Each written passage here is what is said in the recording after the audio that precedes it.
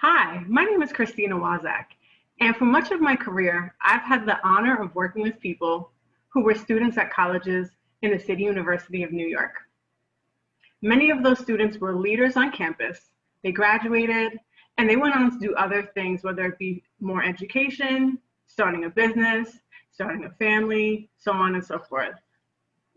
I'm excited to share these stories with you, but I'm not going to tell the stories. They're going to tell their stories because the students have become the teachers. I'm excited to bring them to you as they share memories of their leadership experiences on campus, update us on what they've been doing since they graduated, and of course, we'll talk about leadership development. So let's get to it. I'm excited to have someone who I met during our first semester at Borough of Manhattan Community College. And I say our first semester because we had both just started there as a staff member and as a student. And here we are today with Salimatou Doumbouya. Thanks for doing this with me. It's great to see you. It's great to catch up. It's great to see you too. Thank you for having me. Yeah, no problem. No problem. So just as far as the introduction, I know these things, but I want to make sure everybody knows. Where did you go to college? I did say where we met, but what degree did you get? So like you said, hi everybody, my name is Salimatou Doumbouya. Like you said, I went to the Borough of Manhattan Community College and I had an associate's degree in liberal arts. All right, and then what clubs, organizations, programs did you get involved with while you were there? Okay, that's a tough one. Wait, how much time do we have? I'm going to start with the one where we met, which is the first program that I did, BOLD, Building Outstanding Leaders of Tomorrow. After BOLD, I did Impact, inspired and motivate people to achieve college together, where I was a mentee. Then I did the Student Government Association. I was in PTK, Paitita Kappa. Then I did the National Society of Leadership and Success, NSLS. I was also involved in the Alternative Winter Break program where I volunteered. I was involved a lot with the Center for Career Development, the Women Research Center. I did clubs like the Urban Male Leadership Academy, the Guinean Student Association, the Association of Ivorian Students, and the Organization of African Descent on campus. Yes. Wow. So what leadership roles did you end up having in any of those organizations? So in the Student Government Association, I ended up becoming a senator. In the National Society of Leadership and Success, after I was inducted, I became an executive council member, helping other students become inducted. In the Impact Sphere Mentoring Program, I became a mentor, and that's pretty much it. That's a lot.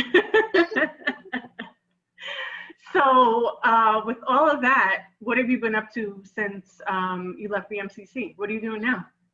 So I transferred to the New York City College of Technology, where I am now pursuing a Bachelor's of Technology in Architecture. I am also involved in the C-STEP program, which is a program that helps students basically in STEM majors achieve some goals. And I am still involved with the Borough of Manhattan Community College because I am still a mentor in the Impact Free Mentoring program.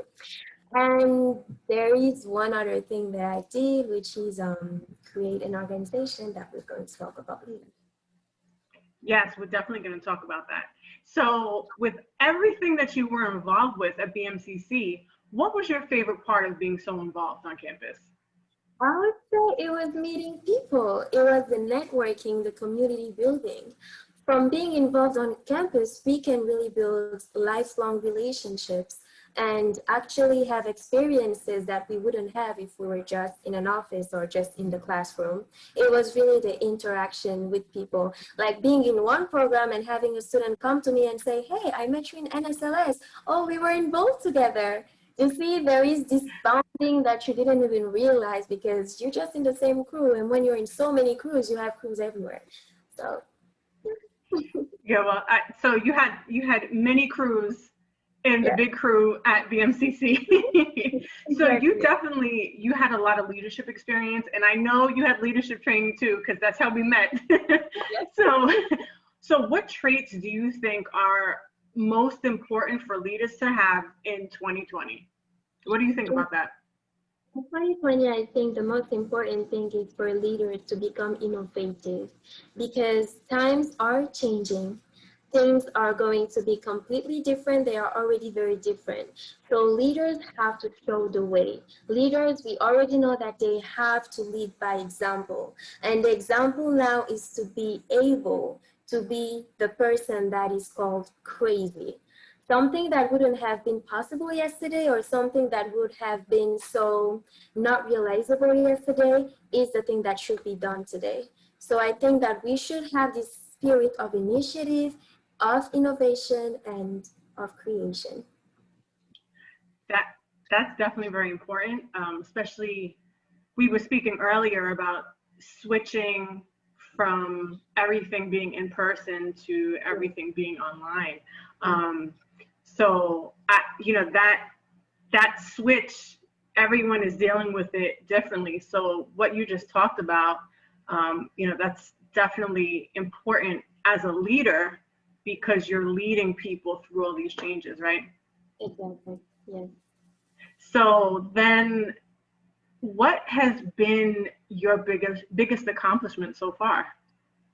So my biggest accomplishment so far has been to create an organization called Building a Brighter African Diaspora.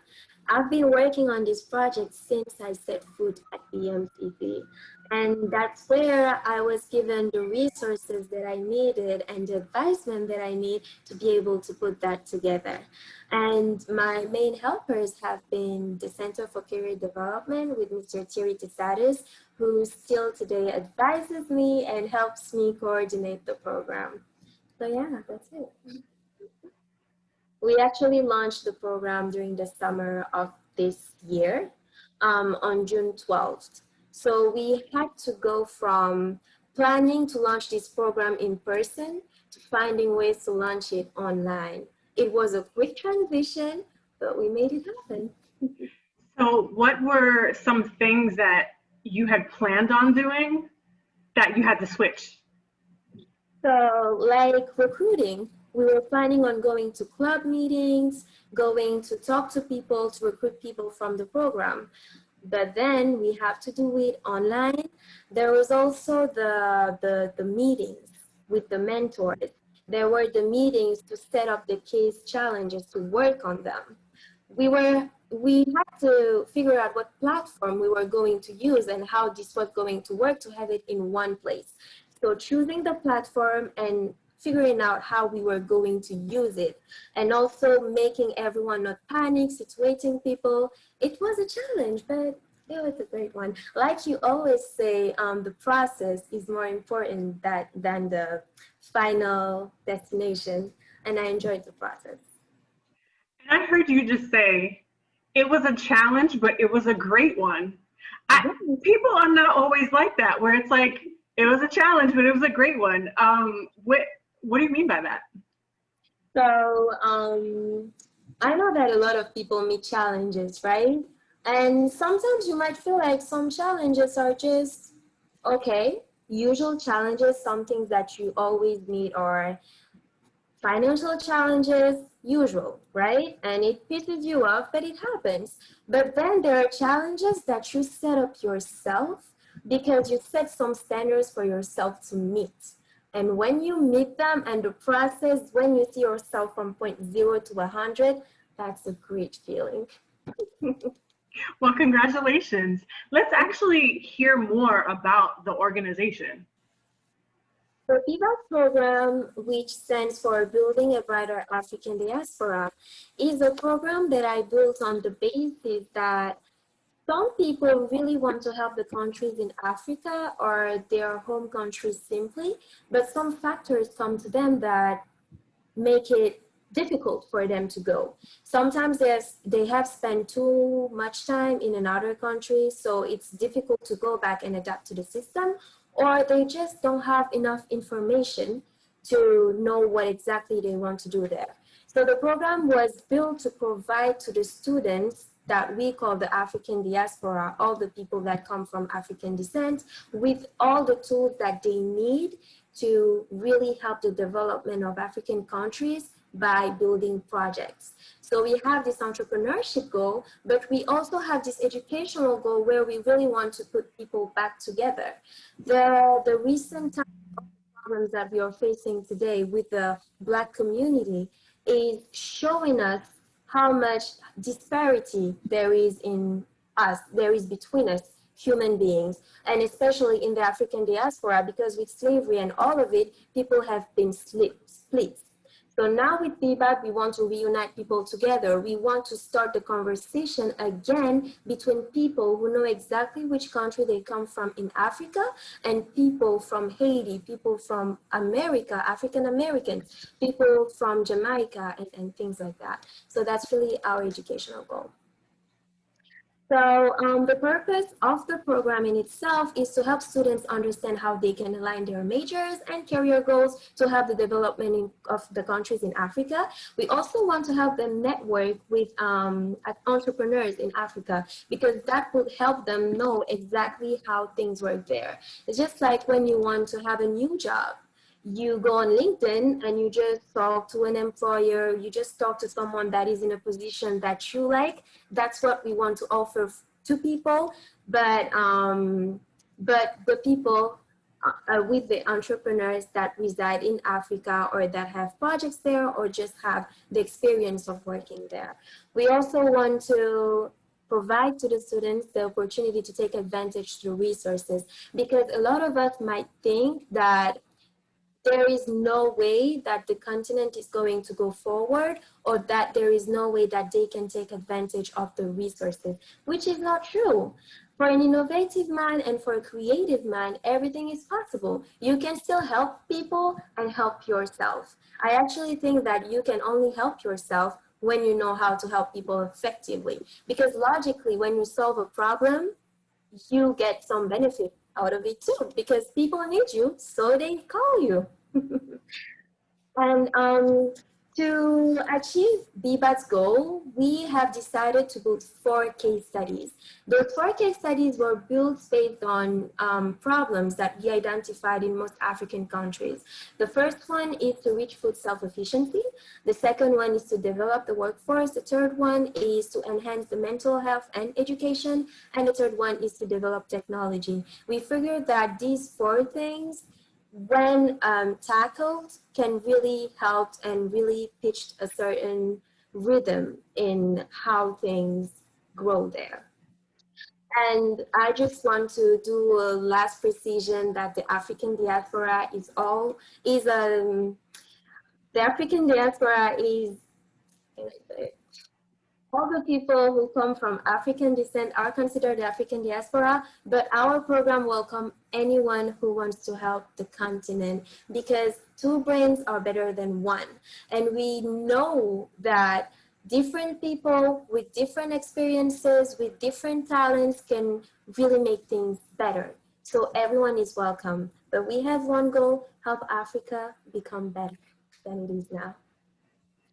To contact us, you can follow our Facebook page, Building a Brighter African Diaspora. You can also follow us on Instagram, BBAD with 3 underscores. And you can also email us at bbadiaspora@gmail.com. If you want to join our program or want to know more, this is where you can go. And if you want to speak with me personally, you can email me at d.salimatou24@gmail.com, and I'll be happy to speak to you. That was great. I was just listening to you, and I'm like, I'm so proud of you. And it's a great idea, and I think it's definitely needed. And I saw it as it was starting to form, and there were meetings that were happening, and it's exciting to see. I keep using the word exciting. I use it in the beginning. I'm excited, but it was exciting to see that something was happening, even though I didn't know all the details. And so for you to be here explaining it all and going through it all, it's so great. it's so great to see it. And, you know, I think that it's a great program and there's a lot to offer. And knowing the people who are involved with it and having the conversation with you right now, I know that there's so much that you will accomplish. And so I'm glad that we talked about it and we shared the contact information, because I think that people who are interested should definitely follow the social media accounts and contact you about it as far as getting involved and helping in any other way. So thanks for sharing that. Thank you. So that really, it's like we met when you were you're in your first semester in college, and here you are, you've gone through VMCC, you have this organization, you have you know, leadership experience and knowledge, and you know, also, of course, we've had some great conversations on the side, you know, about like Leo season and, you know, yes. And when I found that out, I was like, that's one of the things, because you're an awesome Leo. Although I'm not a Leo, but you know how I feel about Leos, and your specific birthday too was a great day. So yeah, so I really, you know, I want to thank you for sharing, you know, your insights and the information about the organization, and you know, just providing words that will encourage and inspire anyone really, but I think especially people who are in college and are thinking of stepping into a leadership role or might currently be in a leadership role, especially speaking about how you had to adjust, as we all have been, but how you had to adjust to change as a student leader, as a leader of an organization, as a student. We talked about that a little bit before, and just as a human being living in this world and in this country right now with so many things that are going on. So, you know, I appreciate that you took time to, you know, to share today, and you know, I'm excited to see you know, all that you're going to accomplish, because I know that you have, you know, so much ahead of you. And you know, I want to thank you for allowing me to be part of your leadership journey and your journey in life, you know, in general. So thank you for that. That's so nice. Thank you so much. I don't know what to say right now. You are a big part of this leadership journey, and I intend to keep you in it. I intend to stay, so thank you. Thank you so much. Yeah, so we'll be sticking together. Yep. All right. Okay, so that's it for this session. Thank you for joining us. I'm sure you learned a lot. You met somebody new, or if you already knew one of us or both of us, hello again. So make sure you join us for the next session, when I will have another awesome individual to share the insights, their experiences, and the memories with us. Bye, everyone. Bye.